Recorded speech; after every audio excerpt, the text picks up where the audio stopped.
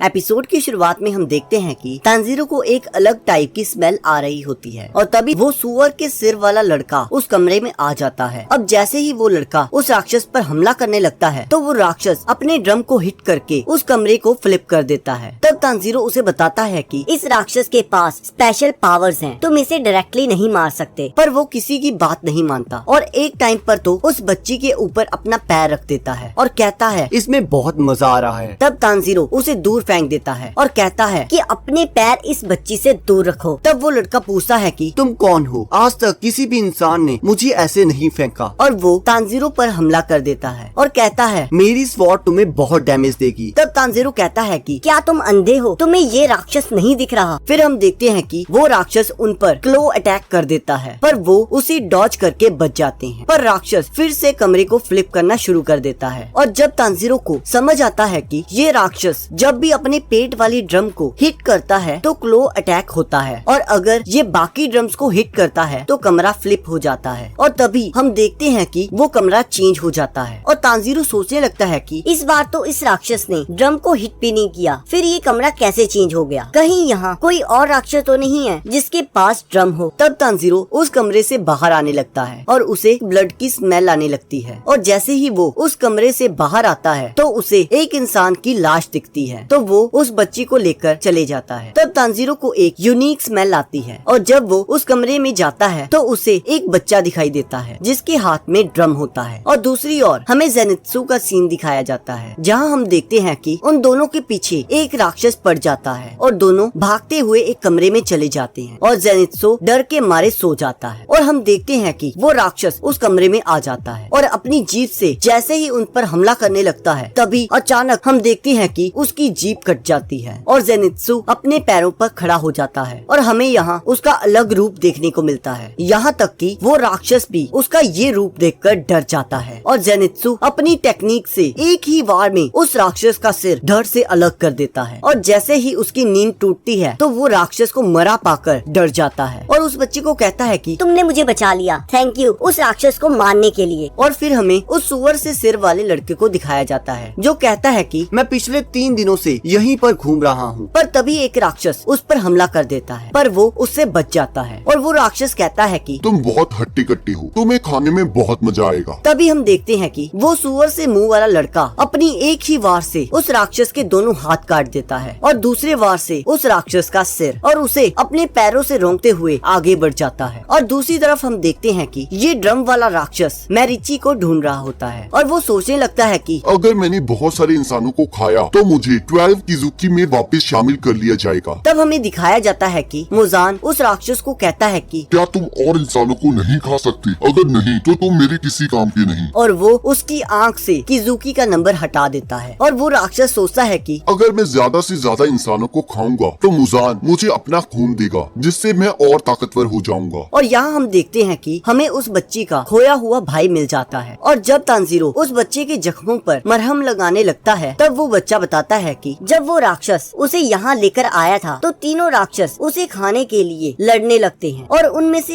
एक राक्षस जिसके पास ड्रम होता है तो लड़ाई के दौरान उसका एक ड्रम नीचे गिर जाता है और मैं जैसे ही उसे उठाकर हिट करता हूँ तो मेरा कमरा चेंज हो जाता है और इसी वजह से मैं इतने टाइम से जिंदा था। और वो कहता है कि पता नहीं क्यों वो राक्षस मुझे मैरिची कह रहा था। और तब हम देखते हैं कि तांजीरो का क्रो उनको बताता है कि मैरिची एक रेयर ब्लड टाइप है और एक मरीची 100 इंसानों के बराबर होता है और राक्षसों के लिए मरीची एक फेवरेट फूड है। तब तांजीरो को अचानक ही उस राक्षस की स्मेल आती है और वो उन बच्चों को कहता है कि मुझे अब जाना होगा, पर अगर तुम्हें कोई भी खतरा महसूस हो तो तुम इस ड्रम से अपना कमरा चेंज कर लेना और मैं तुम्हें तुम्हारी स्मेल से ढूंढ लूंगा। और तभी हम देखते हैं कि वो राक्षस उनके कमरे के बाहर आ जाता है और वो बच्चे ड्रम की मदद से अपना कमरा चेंज कर लेते हैं और यहाँ वो राक्षस अपनी ड्रम से उस कमरे को रैपिडली फ्लिप करने लगता है। तब तांजीरो सोचता है कि चाहे तुम्हारे ने मेरी मरहम पट्टी कर दी थी पर अभी भी मेरे जख्म ठीक नहीं हुए हैं और क्या इस हालत में मैं इसे हरा पाऊंगा? पर मुझे इसे हराना होगा। मैं अपने घर का सबसे बड़ा बेटा हूँ पर मेरी ये टूटी हुई हड्डियाँ मुझे ऐसा करने से रोक रही हैं और और अगर मैं ज्यादा पास गया तो इसके क्लॉस मेरे टुकड़े टुकड़े कर देंगे। और तभी तांजीरो को उरोकोडाकी की बात याद आती है, जो कि कहते थे कि पानी को किसी भी बर्तन में डालो, वो उसी की शेप ले लेता है। और तब तांजीरो को उसकी 10 वाटर ब्रीदिंग फॉर्म्स याद आती हैं और वो कहता है कि चाहे मेरी हड्डियां टूटी हो पर मैं तुम्हें हरा कर रहूंगा, ये मेरा खुद से वादा है। और इसी के साथ एपिसोड खत्म हो जाता है। अब अगले एपिसोड का लिंक आपकी स्क्रीन पर आ रहा होगा, आप उस पर क्लिक करके अगले एपिसोड को देख सकते हो।